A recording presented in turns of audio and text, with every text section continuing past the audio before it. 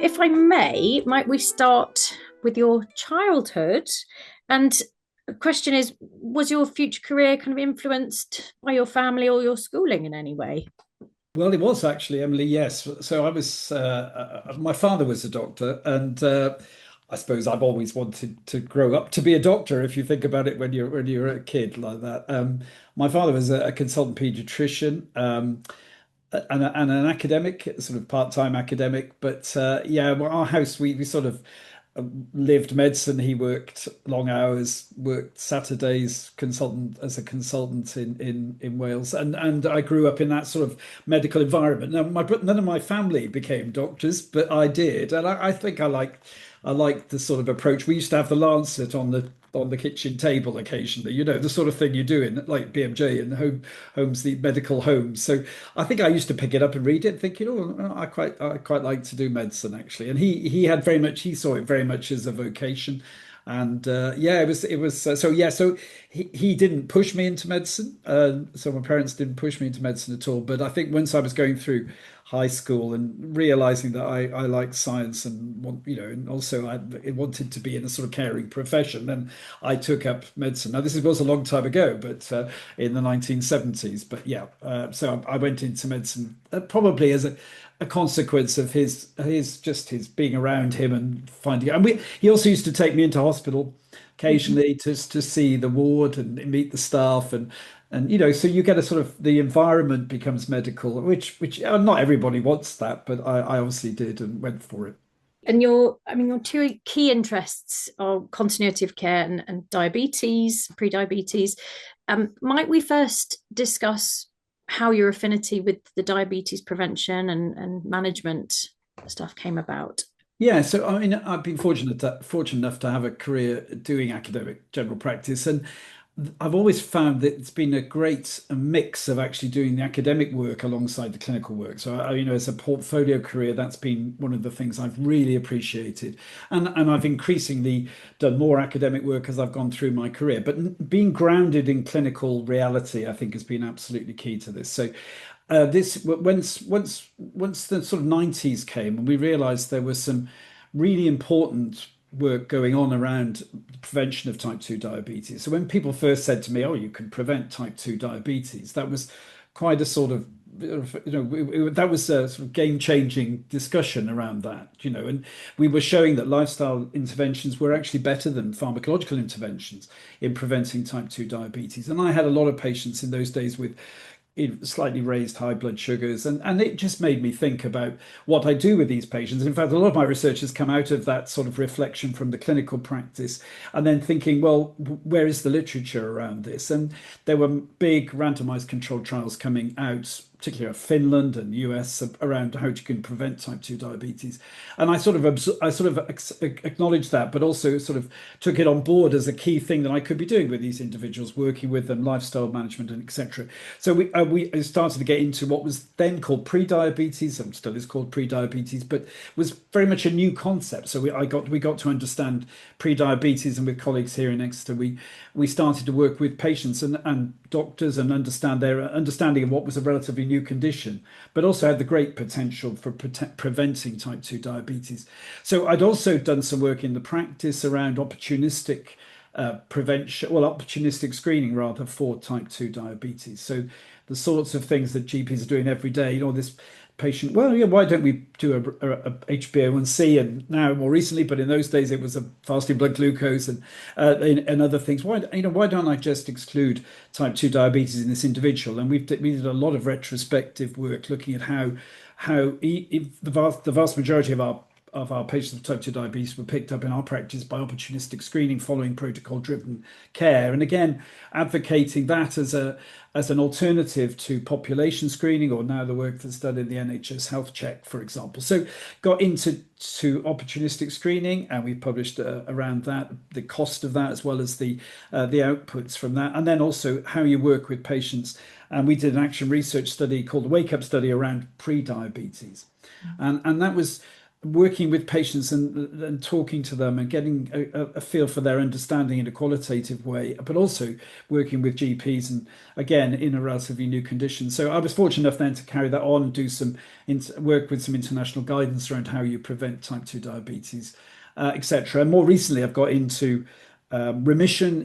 That was the other thing. I went to a meeting that Diabetes UK had convened just after I stopped clinical practice, and again, being really sort of enthused, I think, by patients who were losing large amounts of weight with help and support and going into diabetes remission. Unfortunate enough then to be picked up for the international consensus work around diabetes remission. So yeah, so diabetes, type 2 diabetes has a thread through my academic career as a really significant disease. Again, some type 2 diabetes in my family. So it's important, the sort of drivers for these sort of things are really important.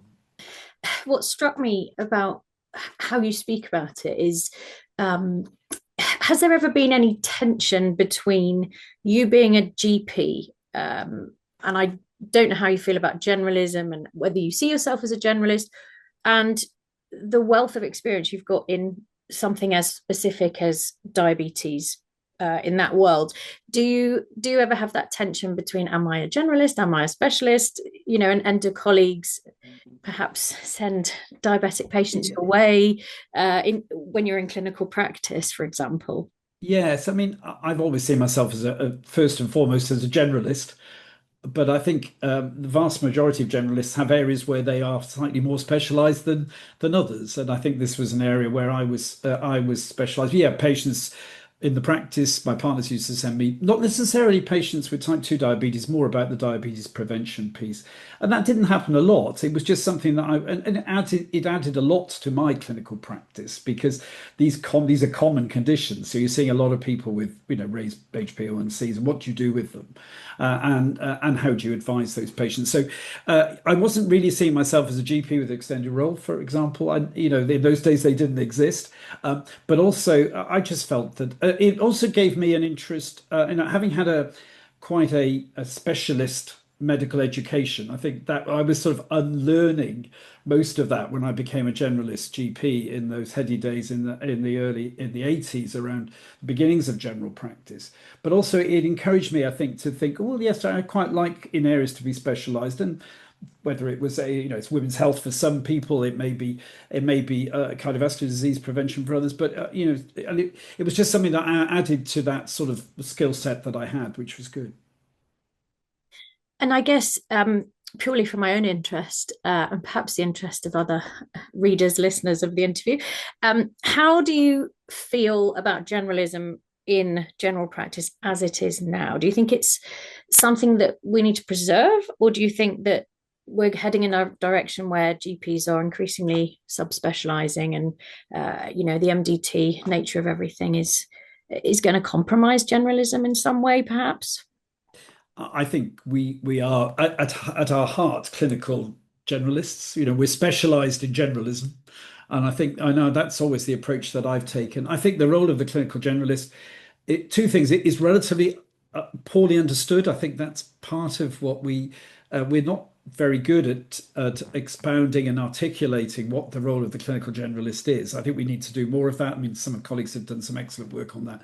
But again, to the average layperson, that the complexities of handling multiple conditions in the same patient, or the relationship between the biopsychosocial issues around the patient, are relatively poorly understood. So I suppose we have to sort of advocate more for the generalist role. I'm convinced by Barbara Starfield's excellent work around primary care more widely and internationally. But so I think the role of the generalist needs to be better stated. I think in terms of its economic value. I mean, the efficiency of general practice, the productivity of general practice is phenomenal. It always has struck me that the ability of GPs, even in the short time they have with patients, to be productive in terms of a health service. The health service piece, I think, is really important. But I think you're right. I think it is threatened. But on the other hand, we need to be extolling it more as the most cost-effective way of delivering healthcare. I mean, you can very rapidly become de-skilled as a generalist, and I think if you're self-aware as a GP, you rapidly realise. I used to do a lot of women's health when I first started general practice, and obviously less so as I got older. And as we were just saying, colleagues came on into the practice who are far better experienced at dealing with women's health problems. So, inevitably you get de-skilled.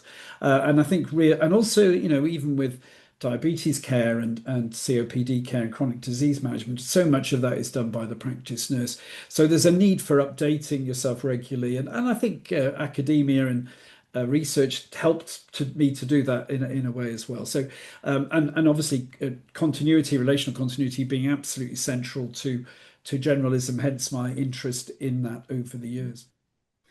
And you've collected a number of qualifications along your career path. Which one means the most to you and why? That's a I good need a moment to question. think about that. Yeah, I know I was delighted to be appointed as a fellow of the college. I'm, FRCGP in the UK. I do acknowledge, your peers your peer evaluation is always important, and I think recognizing that as your career and the achievements that you've made in your career. I mean, obviously, research qualifications and educational qualifications aside, I think that to me was probably that was one of the best parts of my career, I think, actually recognizing that. And you seem to embody the term lifelong learning. How do you feel about that phrase? Do you have any plans to actually retire at any point, or what's the next study that you're going to undertake?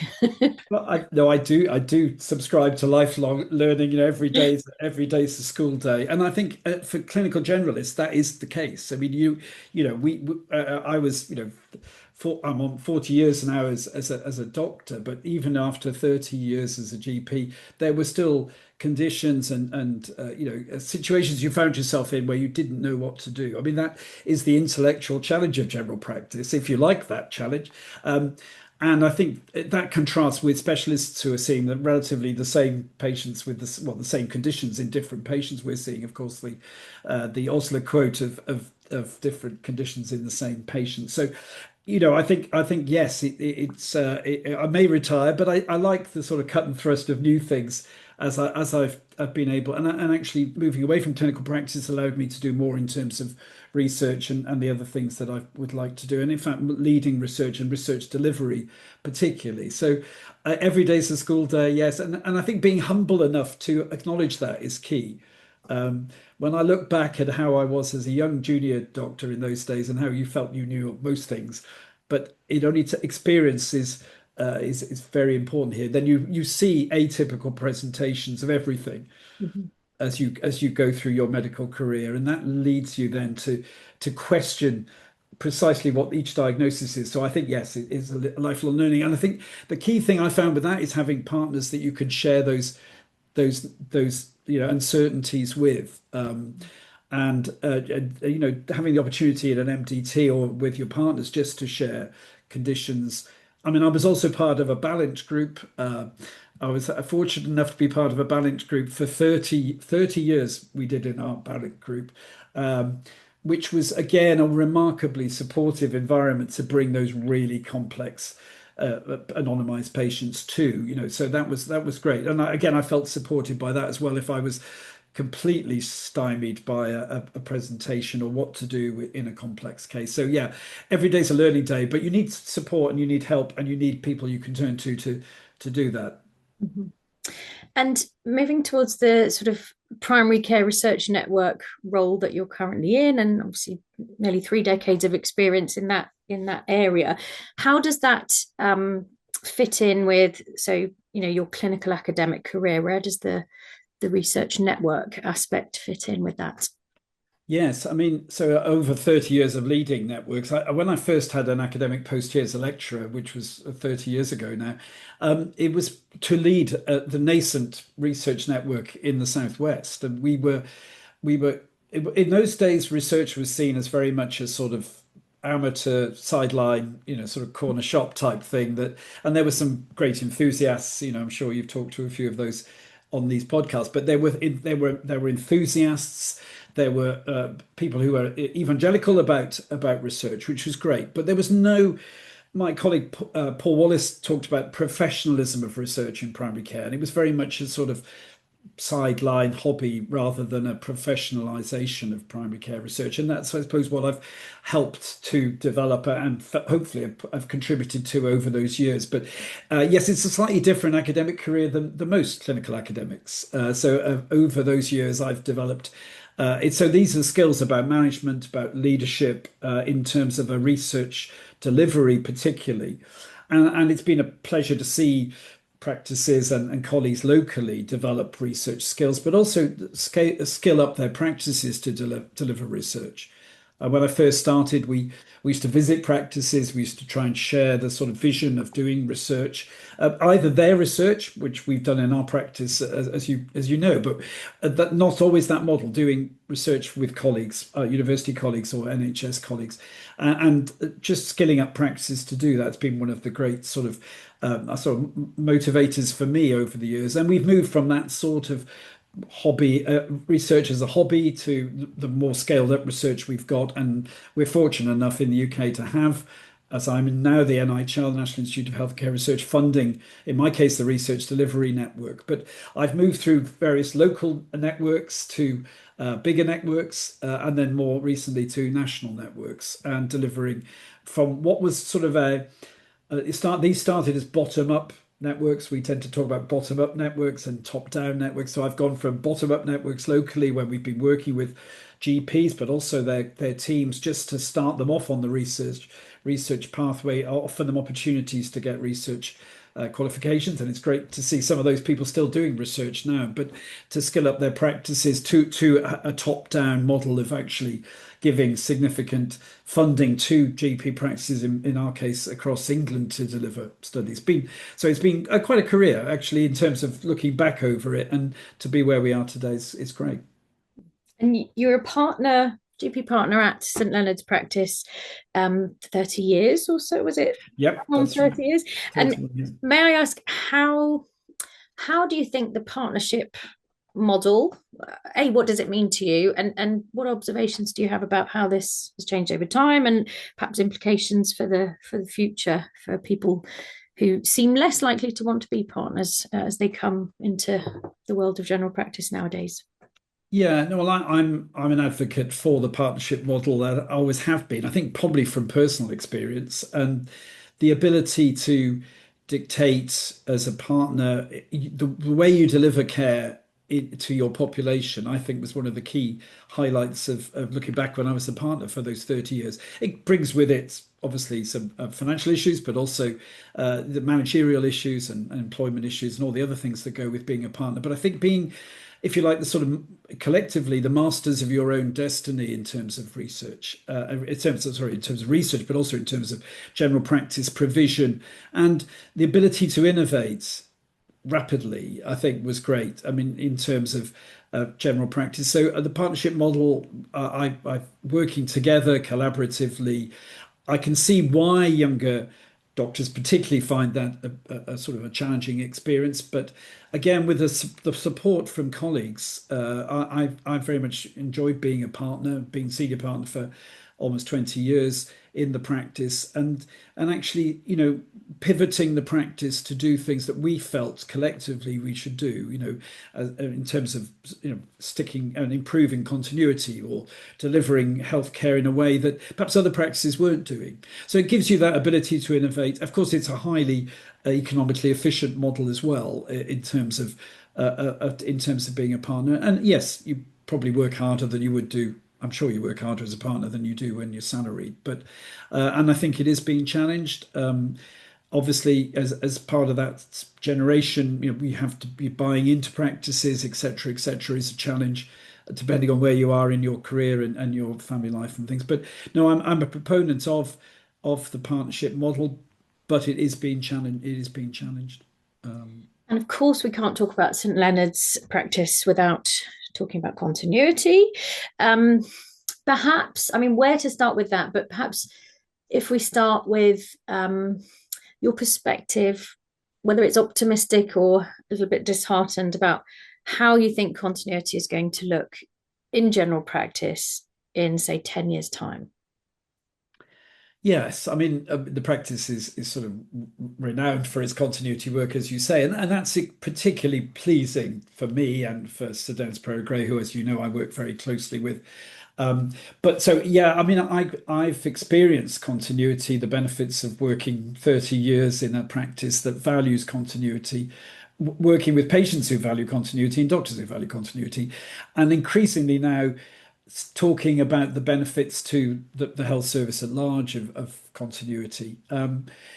In an environment where, as you know, continuity is dropping. Particularly we're talking about now relational continuity, the relationship, particularly with the GP, which I value delivering health, but developing that knowledge around patients, their families, and I know I still get stopped in the street or at the football matches by various patients who used to people who used to be my patients, and they love to tell me their stories. And if you like stories, you learn so much about patients, but they also learn about you and that collective. And I think there is a hesitation around that nowadays, around that in terms of professional boundaries. But that wasn't an issue for me. And I think having experienced working in a practice and actually the efficiencies of working in a practice that values continuity, particularly when I was doing a portfolio career, and not seeing every patient wasn't a new patient for me. These were patients I knew their family, I knew their background. We didn't have to start from scratch every time. So I think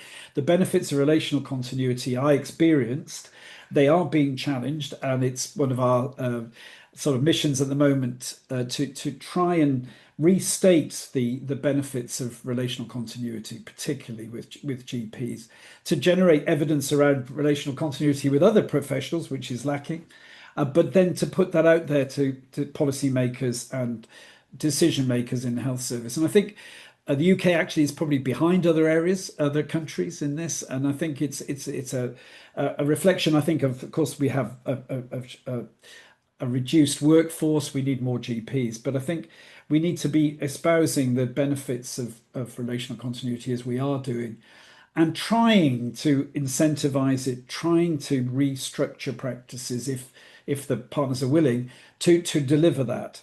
And I have this sort of black swan analogy with if you read the Nicholas Tabb's book around black swan. If you've never seen a black swan, you don't know they exist. And it's very similar. I think if you've not worked in an environment where continuity is valued, where patients value it and the doctors value it, and the whole practice runs in that way, whether it's personalist or in another way, then I think you don't realize the benefits. It's almost like a sort of parallel universe. You don't see the benefits, and you don't realize, as we do when we're talking to other colleagues now who are practicing. So it can be done. It can be done with part-time GPs as we did it. It can be done in areas of social deprivation. There's good examples across the country now. But it's being challenged. And what we need is a policy push to promote relational continuity and incentivization if that was possible. Great. Thank you so much for your time and for providing a window into your wealth of experience and your unique perspectives. And I wish you all the best in your ongoing endeavours. Thank you, Emily. Thanks for chatting.